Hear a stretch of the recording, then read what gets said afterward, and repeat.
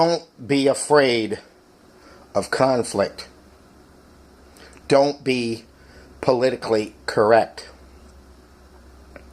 Now, the last video I did was about Mr. Trump, and I think that's the biggest criticism that you can bear at him for the debate the other night was he backed off from conflict. He even said so much that he wanted to say things that he didn't. He was afraid of conflict. Now, the old Hegelian dialectic, and I have to thank Andrew Gauss. I think it's Andrew Gauss. If I mispronounced it, I'm sorry. He is a person who does shows on money, and Patrick Timpone would be his co-host, and Patrick's a great guy, health expert. But Andrew would constantly talk about the Hegelian dialectic, and also Mr. Ike would discuss it a lot. But I didn't. It never. I might have heard it from Mr. Ike first, but it never struck me. But you've got a problem, reaction, solution. Right, it's very simple. There's a problem, then there's a reaction, and somebody comes to solution. And you can see this all over the place. I mean, there's a problem now with the police shooting people, and a lot of them happen to be black.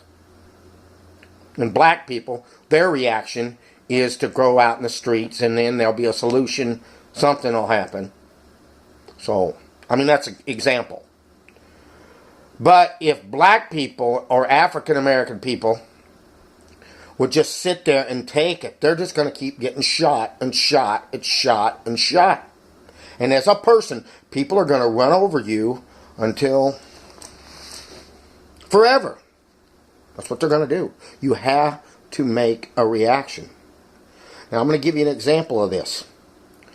The other day, after the debate, I have a person that works with me. He's actually my supervisor, and he comes up to me and said, "Did you see how Hillary Clinton schooled Donald Trump?" And my retort was, I didn't see that. I see things for myself. I'm not so weak-minded that I have to let other people tell me what I saw. And anybody wants to see what I saw, then you can look at my video, which is the previous one. And it hit the guy hard. If it would have been like a boxing match, it would have buckled his knees. I'm not saying it would have knocked him out, but it would have buckled his knees because it was strong. And I have a lot of confidence in this young man. I think he's a great young man, but I think he's just misled. He's misled. Hillary Clinton is an evil, evil, evil figure. Now, I don't know. She is a person who, after they completely destroyed a country, Libya, and a bunch of rebels went in and raped him. He was raped and murdered there, and it was put on the internet. It's not on there anymore, but he was raped and murdered, and she laughed about it and made a joke about it. And in the last 8 years, we've seen, in the last pretty much 15 years since President Bush got in there, we've seen a whole major region of the country being completely destroyed. And now it's spilling over into Europe. It's spilling over to Russia. It's spilling over here. And this lady was a major part of it. She was a major part of it. She got $25 million from the Saudi Arabians, people who cut people's head off for smoking for nothing, for nothing. They're the type of people, if a woman gets raped, they cut her head off or punish her. They don't punish the rapers. This is the kind of people that we're supporting there. We're sending them weapons. Her and her boss, if you will, Barack Hussein Obama, are sending weapons to these people. And these weapons are getting in the hands of ISIS and God knows who, our enemies over there. And she's a part of it. And he acts like she's some kind of liberal, wonderful person.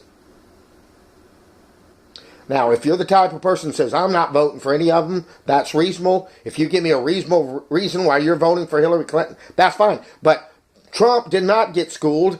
He didn't do a good job. He was trying to be overly polite. And he was debating two people up there. He was debating two people. Not just 3, there wasn't just a fair debate. And I didn't see it that way. And I'm not going to allow people to tell me how to think. Okay, because that's the problem with people out there. You're not thinking for yourself. You have 5 senses.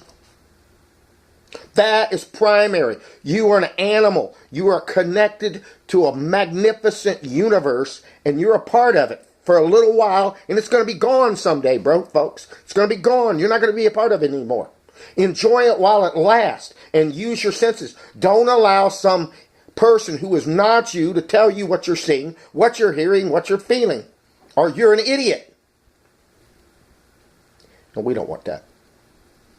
Okay, but don't be afraid to confront people, because maybe you'll wake them up. Some people are a waste of time. You'll figure it out. Peace!